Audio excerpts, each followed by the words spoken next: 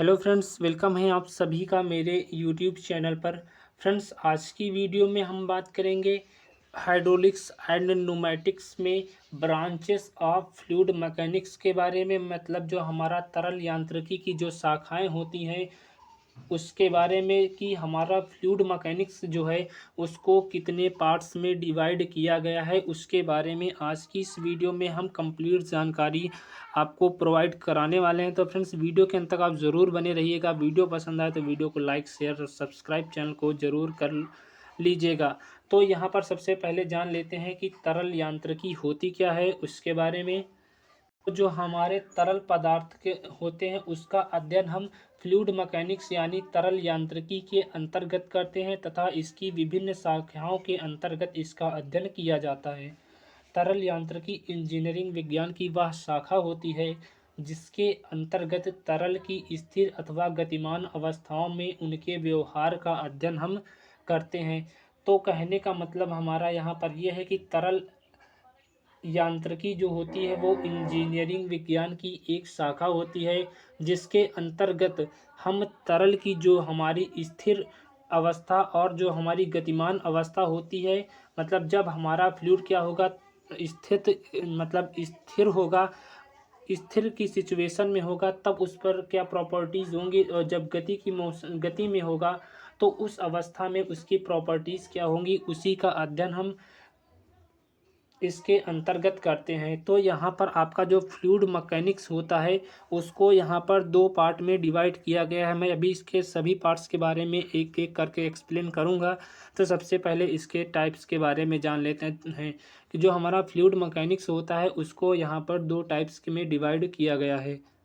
पहला आपका होता है गैस यांत्रिकी, जिसको हम गैस मैकेनिक्स भी कहते हैं, या इसी को हम गैस की यानी इसी को हम न्यूमेटिक्स भी कहते हैं। सेकंड आपका होता है हाइड्रो मैकेनिक्स, जिसको हम द्रव यांत्रिकी के नाम से भी जानते हैं। अब यहाँ पर जो आपका गैस की होता है मतलब न्यूमेटिक्स जो होता है उसको यहाँ पर फिर से दो पार्ट्स में डिवाइड किया गया है। पहला आपका होता है वायु स्थैतिकी, दूसरा आपका होता है वायुगतिकी। वायु स्थैतिकी को हम एरोस्टैटिक्स कहते हैं और वायुगतिकी को हम एरोडायनेमिक्स कहते हैं। यहाँ पर बात करें आपके हाइड्रोमैकेनिक्स की, तो हाइड्रोमैकेनिक्स का आपको यहाँ पर तीन पार्ट्स में इसका डिवाइड किया गया है। पहला आपका है द्रव स्थैतिकी, जिसको हम हाइड्रोस्टैटिक्स कहते हैं। दूसरा आपका होता है द्रव शुद्ध गतिकी, जिसको हम हाइड्रो काइनेटिक्स कहते हैं। तीसरा आपका होता है द्रव गतिकी, जिसको हम हाइड्रोडायनेमिक्स कहते हैं। अब इन्हीं सबके पार्ट्स के बारे में जान लेते हैं। तो चलिए इसका पहले ब्रांच ऑफ फ्लूइड मैकेनिक्स जो होता है, तरल यांत्रिकी की शाखाएं क्या होती हैं उसके बारे में जान लेते हैं। तो यह तरल इंजीनियरिंग जो होता है, मतलब तरल यांत्रिकी इंजीनियरिंग जो होता है विज्ञान की वह शाखा होती है जिसके अंतर्गत तरल की स्थिर अथवा गतिमान अवस्थाओं में उसके व्यवहार का अध्ययन यहाँ पर किया जाता है। कहने का मतलब हमारा है कि वह विज्ञान जिसके अंतर्गत हम किसी फ्लूइड के स्थिर अवस्था में और उसके गतिक अवस्था में उसके गुणों का अध्ययन करते हैं, तो वही हमारा जो है तरल यांत्रिकी कहलाता है। इसका जो है विस्तृत अध्ययन है, तो इसको यहाँ पर दो पार्ट्स में डिवाइड किया गया। पहला आपका जो मैंने बताया गैस की, इसके अंतर्गत गैसों के व्यवहार का अध्ययन किया जाता है। आपकी गैस की जो प्रमुख शाखाएं होती हैं, पहला आपका होता है जैसे वायु स्थैतिकी, जिसको हम एरोस्टैटिक्स कहते हैं। दूसरा आपका होता है वायुगतिकी, जिसको हम एरोडायनेमिक्स कहते हैं, या इसी को हम गैस डायनेमिक्स के नाम से भी जानते हैं। सेकंड आपका होता है, पहला आपका हो गया गैस की के दोनों पार्ट्स बता दिए इसका अब आपका आता है द्रव यांत्रिकी। अब द्रव यांत्रिकी में देखिए इसको तीन पार्ट्स में डिवाइड किया गया है। पहला आपका होता है द्रव स्थैतिकी। अब इसको हम द्रव स्थैतिक के बारे में जान लेते हैं। तो हाइड्रोस्टैटिक्स के अंतर्गत क्या होता है कि हम तरल यांत्रिकी के सिद्धांतों के आधार पर जो होता है वो द्रव के व्यवहार का उसके सापेक्ष तथा निरपेक्ष स्थिर अवस्थाओं में इंजीनियरिंग कार्यों में उपयोग हेतु अध्ययन करते हैं। कहने का मतलब हमारा है कि जो हमारा हाइड्रोस्टैटिक होता है उसके अंतर्गत हम तरल यांत्रिकी के सिद्धांत जो होते हैं उन्हीं के आधार पर जो हमारे द्रव के गुण होते हैं, मतलब जो हमारे द्रव का हमारा व्यवहार होता है, उसी के सापेक्ष मतलब उसी के रिलेटिव और उसी के अब्सोल्यूट अवस्थाओं में इंजीनियरिंग कार्यों के लिए उसका उपयोग कर लेते हैं, तो वही हमारा द्रव स्थैतिकी कहलाता है, यानी कि हाइड्रोस्टैटिक कहलाता है। दूसरा हम यहाँ पर टाइप्स आता है द्रव शुद्ध गतिकी, जिसको हम हाइड्रोकाइनेमेटिक्स कहते हैं।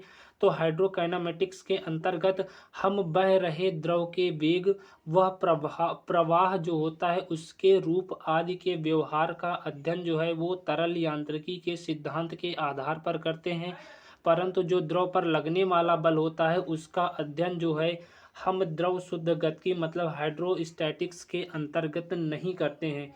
इसको मैं एक बार फिर से अच्छे से एक्सप्लेन करने की एक बार फिर से कोशिश करूँगा कि जो हमारा हाइड्रोकाइनेमेटिक्स होता है उसके अंतर्गत हम बह रहे द्रव का जो वेग होता है और उसका प्रवाह होता है उसी के व्यवहार का अध्ययन करते हैं तरल यांत्रिकी के सिद्धांतों के आधार पर। लेकिन जो हमारा द्रव शुद्ध गतिकी होता है इसमें क्या होता है कि द्रव पर जो लगने वाला बल होता है उसके का अध्ययन जो है हम इसके अंतर्गत नहीं करते हैं। नेक्स्ट आपका यहाँ पर आता है हाइड्रोडायनेमिक्स, यानी कि द्रव गतिकी क्या होती है उसके बारे में जान लेते हैं। तो हाइड्रोडायनेमिक्स के अंतर्गत क्या होता है कि हम बह रहे द्रव के जो हमारा बह रहा द्रव का जो प्रवाह है, वेग है, उस पर लगने वाला बल है, उस पर लगने वाला त्वरण है, इन सभी का जो है अध्ययन तरल यांत्रिकी के सिद्धांतों के आधार पर करते हैं, तो वो हमारा हाइड्रोडायनेमिक्स कहलाता है।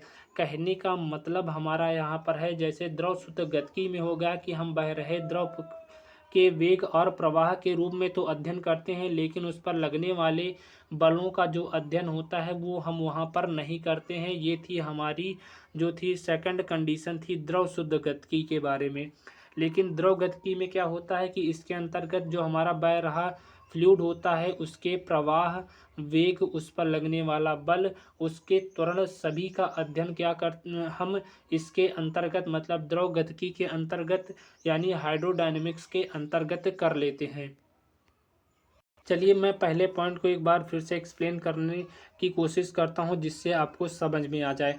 तो देखिए जो हमारा हाइड्रोस्टैटिक्स होता है इसके अंतर्गत हम तरल यांत्रिकी के सिद्धांतों के आधार पर द्रव के व्यवहार जो द्रव का हमारा व्यवहार होता है वो जो हो गया आपका सापेक्ष व्यवहार हो गया या निरपेक्ष हो गया, उसकी स्थिर अवस्थाओं में इंजीनियरिंग कार्यों में उसका उपयोग हम कर लेते हैं।